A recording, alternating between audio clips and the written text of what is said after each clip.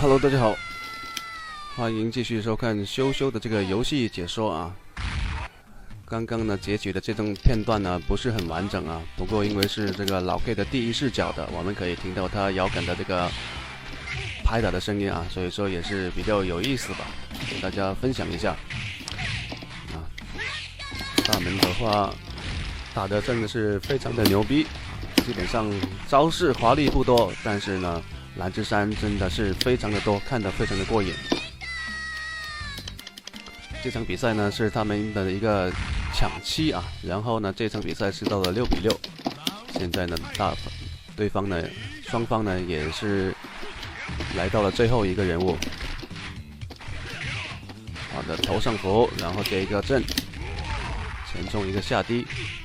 现在没气的这个发神啊，非常的无奈啊。